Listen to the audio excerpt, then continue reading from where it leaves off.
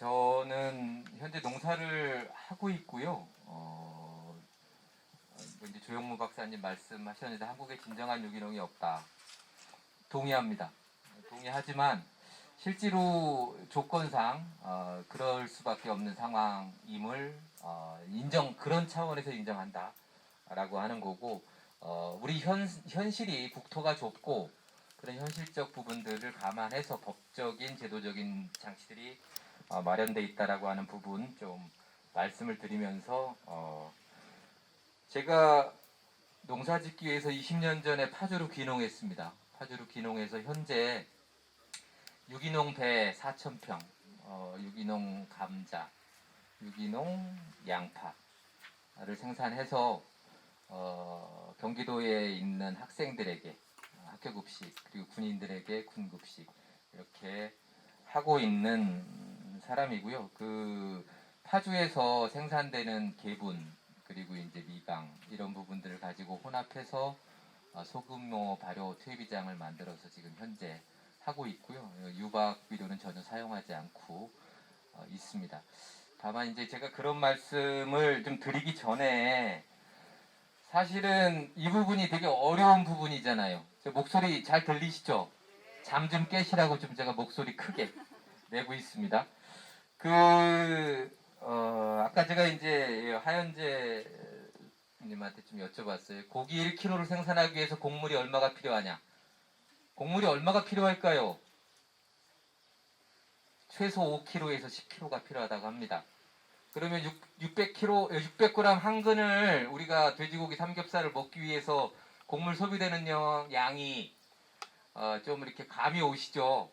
제가 이제 왜 이 말씀을 드리냐면, 제가 이제 경축 순환 농업이 이루어지기 위해서라고 하는 주제로 이제 토론을 좀 할까 하는데, 그러기 위해서 우리 현실, 우리 앞에 다가온 우리 밥상, 우리 상태는 어떤가라고 하는 부분을 좀 먼저 생각하고 좀 말씀을 드리고자 제가 이제 서두를 그렇게 좀 꺼냈습니다.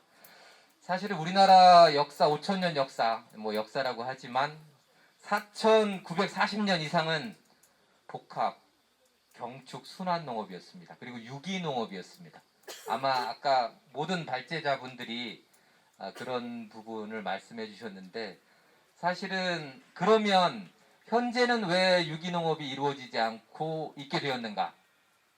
라고 하는 부분을 생각해 봐야 되잖아요. 과학기술이 이렇게 발달해 있고 인간에게 훨씬 더 많은 영양과 토양에도 마찬가지로 훨씬 더 많은 유익한 것들을 해야 되는데, 왜 유익한 행동을 하지 못하고 오히려 좀 더 이렇게 아까 뭐 지구가 어떻게 된다 이런 말씀 하현재 선생님 말씀하셨는데, 그런 상황으로 가고 있는 건가라고 하는 것에 대해서 의문을 제기하는 겁니다. 무엇 때문일까요?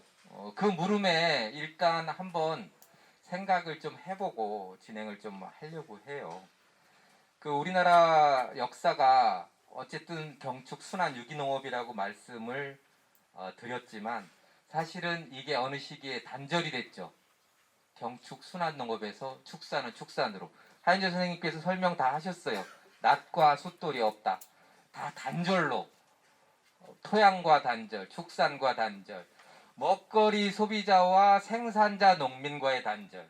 이것이 어떻게 생산되는지, 어떻게 통해서 어떤 과정을 통해서 내 밥상까지 올라오는지에 대한 관심이 없어요. 소비자는 돈만 있으면 되는 거예요. 마트에 가서 내가 필요한 것들 구입하면 되는 거예요. 이게 어떻게 우리 삶에, 우리 지구에, 우리 사회에 영향을 미치고 있는지에 대한 관심이 없다.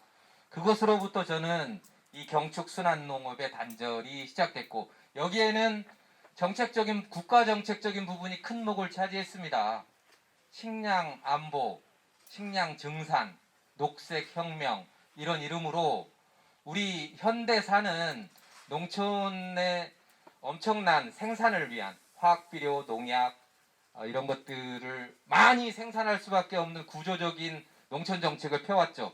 그리고 그 속에는 뭐가 있냐면, 도시 노동자들이나 도시에 살고 있는 분들에게 싼 값으로 농산물을 지급해야 하는, 싼 값으로 농산물을 팔아야 하는, 이 전제가 깔려 있는 이 상황이 한국 농촌 현실을 이렇게 어렵게 만들고 있는 출발 지점이다라고 말씀을 드리고 싶어요. 또 하나는 어린이들이 제가 학교급식 하는데 어린이들이 사실은 내가 먹는 밥상에 대해서 인식할 수가 없어요. 이게 성인뿐만 아니라 어린이도 마찬가지로 이제 뭐 먹거리 교육을 많이 하지만 실제로 논에 와보고 목장에 와보고 다니면서 어깨 너머로 이런 부분들을 보지 않는 이상 이런 부분들을 알 길이 없습니다. 그래서 이 부분에 대한 것을 이 단절된 저는 뭐 사실은 좀 먹거리 교육의 필요성 이 부분 되게 좀 김인영 위원장님 좀 그 부분은 좀 생각해 주셔야 합니다. 왜냐하면 소비자가 이 먹거리 구조, 우리 밥상의 구조를 알지 못하면 이 문제에 대한 생산적 논의, 사회적 합의라고 하면 내 밥상은 고기를 먹고 싶은데 이 고기가 생산되면서 나오는 수많은 가지가지의 어떤 위해 요소들을 어떻게 나는 감수할 건지에 대한 최소한 인식할 수 있는 그런 사람으로 성장시키지 않으면 이 문제 풀 수 없다라고 하는 것이 전제에 깔려 있습니다. 이 단절의 문제를 저는 다시 순환의 고리로 다시 가져가지 않으면 이 문제를 풀 수 없다라고 하는 말씀을 좀 드리고 싶어요. 고기 1kg를 생산하기 위해서 5kg에서 10kg 정도의 곡물이 들어가는데 지금 식량 위기, 식량 곡물가, 국제 곡물가가 1년 넘게 계속 상승하고 있습니다. 이건 무엇으로 연결될 것이냐 하면 바로 축산물의 가격 인상을 이야기할 거고 그런 부분들은 어떤 밥상 물가뿐만 아니고 우리 현실의 문제, 우리가 적정하게 먹는 고기 소비량을 어느 정도로 해야 나는 어느 정도로 고기를 먹어야 건강한 삶을 유지할 수 있을 것인지에 대한 스스로 뭐라 그러죠? 철이든 사회, 가정의 4인 기준으로 우리 가족은 어느 정도 1년에 고기 소비를 해야 돼. 어느 정도의 뭐를 해야 돼. 라고 하는 어떤 합의? 가정의 토론이 혹시 여기서 그런 토론 해보신 적 있으세요? 가정에서? 오늘 아침 혹시 뭐 드시고 오셨어요? 저는 김치찌개를 먹고 왔는데 과거 같으면 그냥 멸치 넣고 이렇게 했을 텐데 우리 집도 햄하고 참치가 들어가더라고요. 그러니까 이제 어느 순간에 우리가 먹는 밥상에서 우리가 먹는 반찬들 속에서 도대체 육류나 유제품류가 어느 정도 포함되어 있는지 그러면서 무엇을 해요? 운동 열심히 하잖아요. 운동 열심히 하는데 운동하는 거를 탓하는 건 아니고 운동하는 거 좋잖아요. 문제는 원인에 대한 부분을 어떻게 우리가 해소할 건지 그 원인을 생기지 않게 할 건지에 대한 국민적 합의가 이루어지지 않으면 저는 이 경축 순환농업 할 수 없다. 단적으로 그렇게 말씀드리고 싶어요. 왜 그러냐면 제가 제 사례를 조금 말씀드리면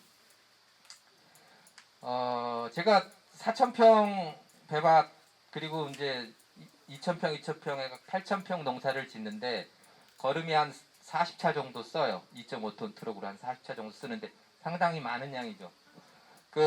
저는 화학 비료를 전혀 쓰지 않기 때문에 그 거름을 발효시켜서 온전하게 땅에 가두는 것을 하고 있는데 그걸 발효시키는데도 냄새가 나잖아요. 김인영 위원장님, 비 안 맞고 냄새 나지 않는 시설이 필요합니다. 소규모 농가들이 아니면 축산시설에서 이런 부분들을 하지 않고 이런 것들을 순환할 수 있게 만들려면 어떻게 해야 되나요? 농민들이 건물 짓고 발효시키기 위한 시설 만들고 저는 불가하다고 봅니다. 그래서 이 사회적으로 만든 이 현상을 저는 공공의 영역에서 일정하게 풀어내기 위한 노력을 이제 시작할 때가 아니라 넌 늦었다고 생각합니다. 그래서 이 부분을 늦었지만 전 도지사님께서 이 부분에 대한 관심이 많으시고 전 방향은 바로 잡았다라고 생각합니다. 바로 잡았고 그 부분에 대한 것이 현실에 맞는 실천치 최소한 경기가 유기농업 농가가 5%가 안 됩니다. 5%가 안 되는데 이 프로테이지를 10%, 20%, 뭐 친환경 무농약 유기농 포함해서 농정영양위원회에서 목표치 설정하고 거기에만 예산 들이고 축분 소비 얼마만큼 할 건지 얼마만큼 그 농산물을 생산해 낼 건지 그러면 이 공공의 영역에서 이 아까 탄소를 가두는 효과 플러스 알파가 되잖아요. 그리고 산소 배출하는 거는 또 전 부과하는 것이라고 봅니다. 우리가 이 농업을 바라볼 때 어린 아이들, 학생들이 이 농업을 바라볼 때 단절된 시각으로 바라보는데 복합적으로 바라볼 수 있는 부분들을 만들어야 되고 거기에는 아까 이제 시설에 대한 지원이나 이런 부분 플러스 교육 그리고 저는 사실 교과 과정에 예전에 실과가 뭐 최소한 그런 거는 해줬는데 이런 부분들이 다 빠지면서 도대체 내 밥상에 뭐가 올라오는지 이거에 대한 관심을 간절 이유가 없어요. 최소한 점수라도 많이 받기 위해서 공부라도 했을 텐데 그 과정 자체가 빠져버리니까 실제로는 먹거리 문제에 대해서 논리적 고민하는 부분에 대해서 전혀 훈련이 안 돼 있다라고 하는 부분 좀 말씀드리고 싶고 식량 자급률 23%인 사회입니다. 아까 이제 우유 자급률 46%라고 말씀하셨는데 식량 자급률 23%인데 우리 밥상은 늘 풍성해요. 왜 이렇게 풍성한지에 대한 논리적으로 설명은 할 수 있어야 되잖아요. 스스로. 근데 그런 것들에 대한 설명이 되지 않는 사회는 필연적으로 문제를 지속 가능한 사회로 가기 어려운 구조를 가질 수밖에 없다라고 하는 부분으로 말씀드리고 세 가지만 좀 말씀드릴게요. 개인적 차원이 아니라 공공의 영역에서 프로그램이 구축될 필요가 있다라고 하는 부분 그리고 유기축산이나 하은재 선생님처럼 유기축산이나 최소한 무항생제 이상의 인증 축산 농가가 많이 나와야 한다라고 하는 부분 그리고 이제 기술원장님 가셨는지 모르겠는데 퇴비의 질을 높이기 위해서 연구가 필요하다. 그냥 뭐 퇴비가 그냥 아까 쇳덩구리가 제일 좋은데 그럼 인위적인 쇳덩구리 역할을 누가 어떻게 할 거냐 개인이 하기 어렵다.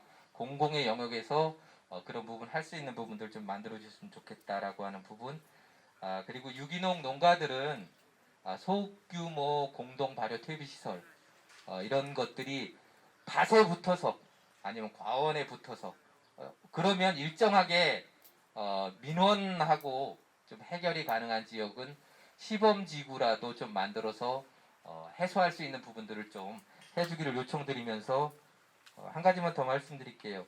전 철이 든 사회가 됐으면 좋겠다 이 말씀을 좀 드리고 싶어요.